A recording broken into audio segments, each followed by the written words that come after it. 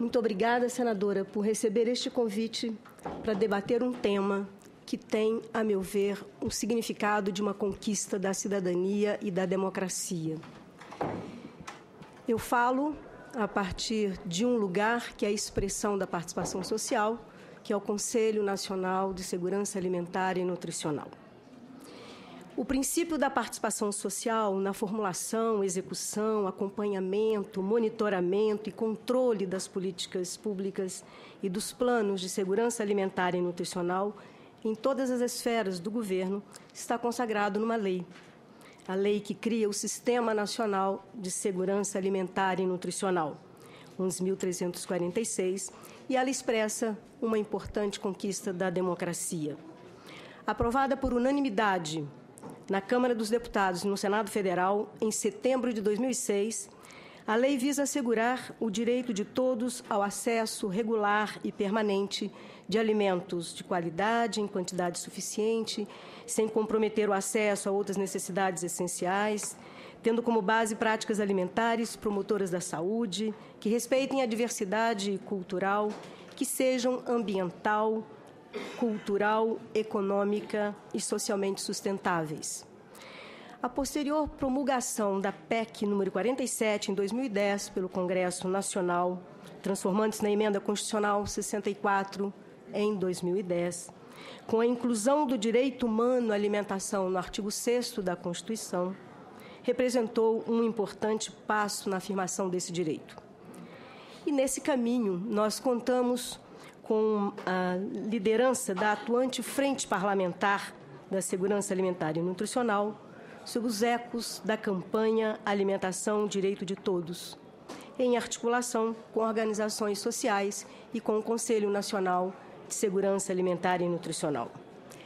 Essa construção histórica tem chamado a atenção de muitos países interessados em conhecer a experiência brasileira, especialmente sobre 3 ângulos: por constituir-se em política de Estado, ser revestida de um caráter interinstitucional e ter a participação social como princípio.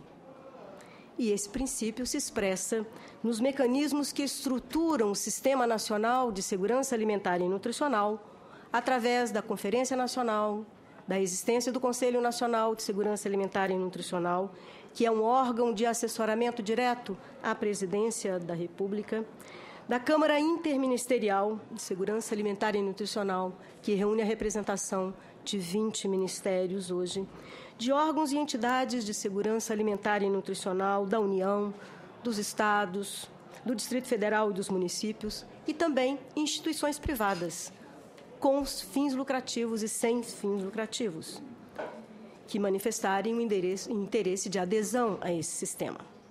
Dezenas de comitivas, especialmente tanto da América Latina, da África, da Ásia, da Europa, têm visitado o CONSEA nos últimos anos. E eu cito como exemplo a delegação de ministros de Estado e assessores do Paquistão, que acompanharam a última plenária do CONSEA em junho.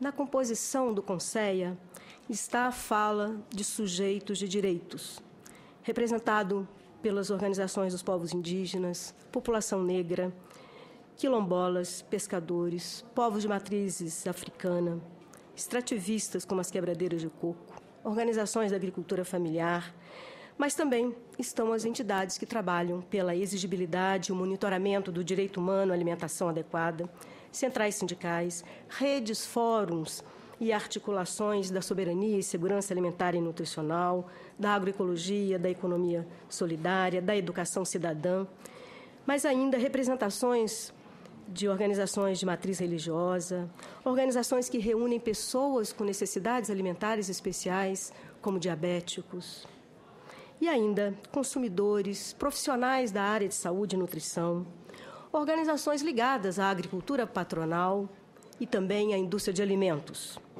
Não há restrições ou privilégios, como criticam alguns. Essa participação plural é a expressão das várias dimensões da política de segurança alimentar e nutricional, de várias concepções e também das polêmicas e controvérsias que alimentam o debate das políticas públicas. O espaço do CONSEA, com caráter crescentemente plural, incorporando organizações da sociedade civil que trazem questões étnicas, raciais, de gênero, criou a possibilidade para o exercício da multidisciplinaridade.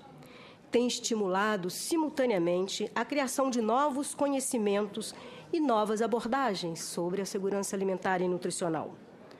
O direito humano à alimentação adequada e saudável tem se fortalecido e contribuído para a interação com outros direitos, como o direito à água, o direito ao trabalho digno no campo, o direito a um salário mínimo também digno e garanta uma alimentação saudável, o direito à terra, a direitos territoriais, entre outros. Temos uma institucionalidade, com leis, programas, projetos em andamento, que articulam várias áreas, atores, políticas, tais como assistência social, saúde, economia solidária, etc. Este exemplo do processo de participação não se constitui em negação ou ameaça às prerrogativas do Poder Legislativo, e sim em fortalecimento de sua capacidade de legislar a partir das reais necessidades e anseios da população por ele representada. Inspirado nas deliberações das conferências nacionais, o CONSEA tem acompanhado, monitorado a Política Nacional de Segurança Alimentar e Nutricional com seus vários programas, a exemplo do programa Bolsa Família.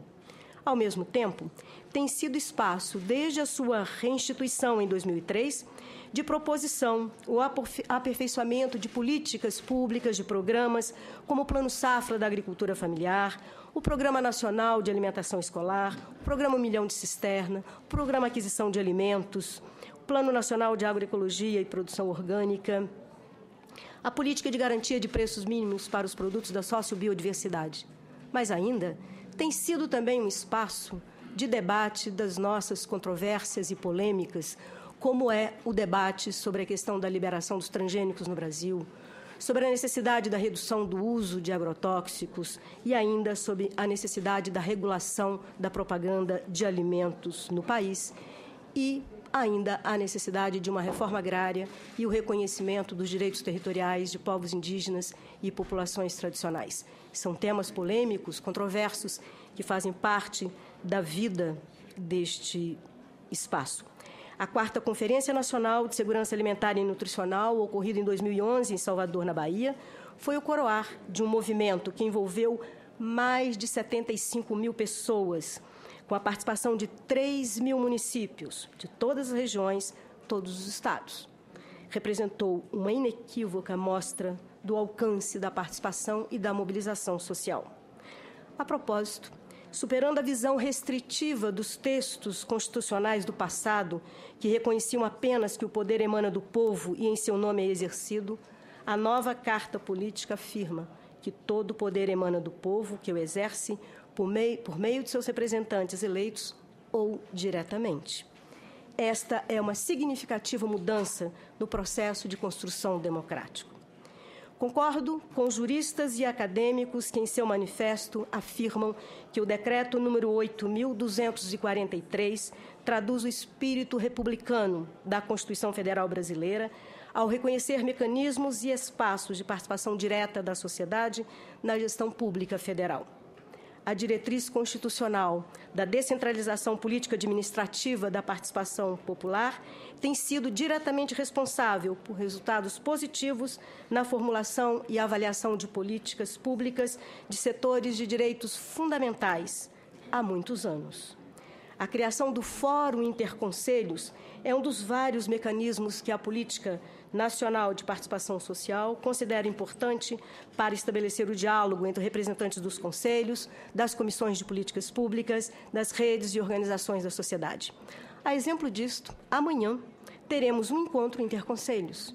CONSEA, Conselho Nacional de Segurança Alimentar e Nutricional, Conselho Nacional de Desenvolvimento Rural Sustentável, Comissão Nacional de Agroecologia e Produção Orgânica, Comissão Nacional de Desenvolvimento Sustentável de Povos e Comunidades Tradicionais, nos reuniremos para celebrarmos e identificarmos os desafios e pautas comuns no Ano Internacional da Agricultura Familiar, Camponesa e Indígena, instituído pela FAO.